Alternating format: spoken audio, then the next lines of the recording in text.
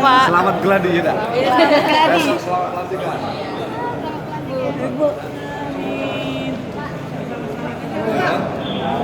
Nah, ya.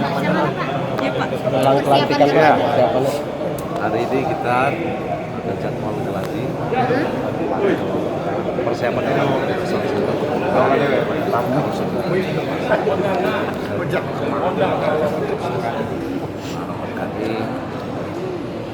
acara pelantikan ini terutama konstituen kami ini banyak undangan yang tidak dapat.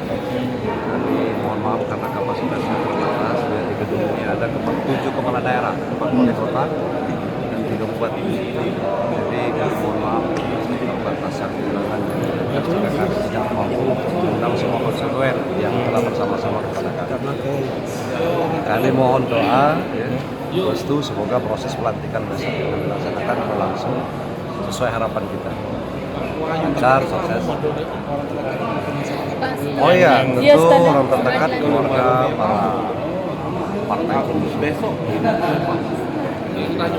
para tokoh-tokoh masyarakat.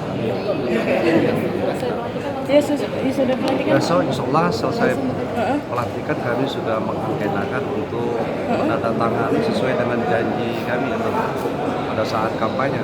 Iya. Kami akan mengajak seluruh pejabat pemerintah Kota Palembang untuk melaksanakan sholat subuh berjamaah setiap pagi di masjidnya masing-masing.